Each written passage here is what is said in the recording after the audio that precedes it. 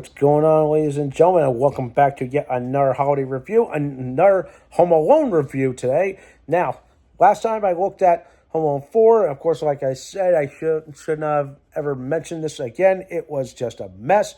But now let's try this one. This one's called Home Alone: The Holiday Heist. And literally, this movie, just like the last one, takes literally almost 10 years later, in the early 2010s, we get another Home Alone movie, but of course this yet another, I would say, another interesting rebranding. It's like now we're going to go back to let's follow a different character. Now instead of a McAllister or someone like Alex, what's his name in the third movie, instead we follow this new kid. His name is Finn Baxter, and so his family moves to a brand new New England town, and of course he doesn't really like fitting in. And of course, it's just him and his sister. And his parents go out of town. And of course, his only solace is, of course, his online video games where he plays with a guy online, a guy that pretty much just works from home. It's interesting. But then, of course, the house gets targeted because apparently something in the house, something in the house that contains a secret that they want to find. And I'm like, that is clever.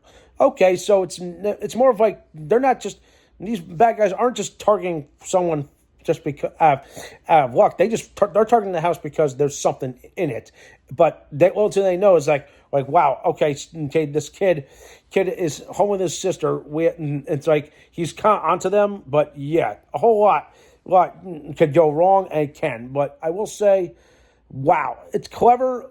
But man, I just feel bad for the wasted talent of Malcolm McDowell. Really, come on. Come on, what happened, man? Why?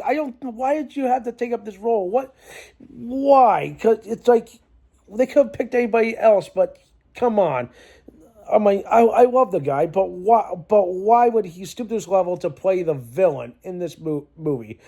I just really felt bad for everyone involved, but is this any better than taking back the house? I would say yes and no. To me, I feel like they kind of rehashed similar traps I've seen both in the first movie and the third movie. Like for instance, there's a trap where one of them tries to come through a window and then they get hit with like some kind of flour or tar and they get stuck. There's a funny moment where Finn shoots the girl. It's a female baddie in the buttock with a billiard ball, and she mule kicks her employers in the groin. It's hysterical. But I'm like, oh my god, I feel bad. It's like Malcolm McDowell really got the shit out of this. He got getting kicked in the groin or getting wrapped up and thrown down a flight of stairs. But yeah, I'm like, damn. But ultimately, I'm glad no one really gets hurt, Sally. But of course, it's the classic. Okay, the villains fall into a trap.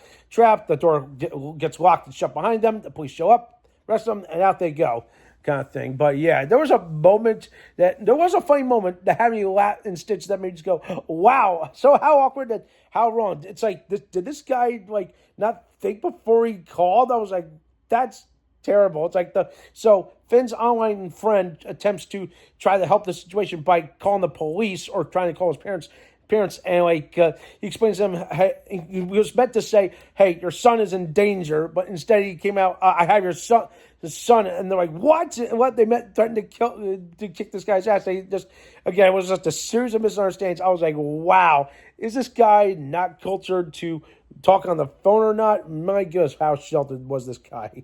It was kind of funny, but other than that, there were some moments of the movie that were funny and laughable. There were some clever traps that kind of definitely fit the vein.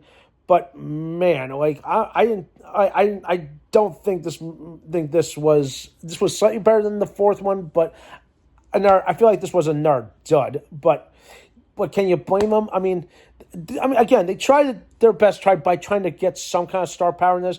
Malcolm McDowell, I feel like, was just wasted as the villain. I mean, I felt like they could have gotten anybody else. It's like, what, would they just take it as punishment, or just was doing it because he just wanted money, or was he just because, he just wanted to be in a Home Alone movie? I don't know. Again, okay, and out of all the cast members, again, he's the only one that stands out. The rest of the cast practically unknowns at this point, to my knowledge. But yeah, I'm like that to me, it's another dud, guys. I'm sorry, but like again, this is I mean, it's far better than the fourth one. I really wish I kind of expected more, but definitely it still fit the Home Alone vein.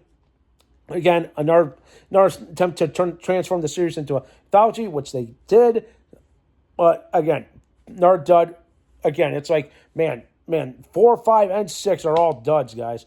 But again, this has to be one of the better ones out of those 6, as I mentioned. So, yeah. Now with that in mind, if I had to give this one a score, the best I'm going to give this one would probably be a 4, and I'm being generous because yes, I was laughing. Yes, Malcolm McDowell is practically a good star to have in this movie, but I feel like it was kind of wasted. The one the villain wise, but other than that, everything just kind of felt like, okay, it was kind of playing to the strengths and playing to the stuff at the time, what was online gaming and all this other stuff. And of course, I kind of like the location. Okay, instead of Midwest, we got a New England. But I think that was a change of location. And I think I liked that. I think that I will give him credit for trying to take it someplace different, outside of the realm of the Chicago suburbs. This one was definitely that, okay?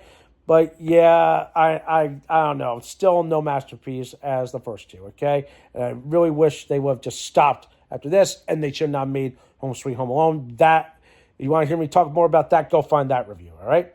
So yeah, that does it for today. Let me know what you think. If you want to watch it, it is available on Disney Plus and Hulu and anywhere that you can get your hands on, okay? So that's it for today. Thumbs up videos, subscribe to my channel, stay tuned for some more awesome and exciting content.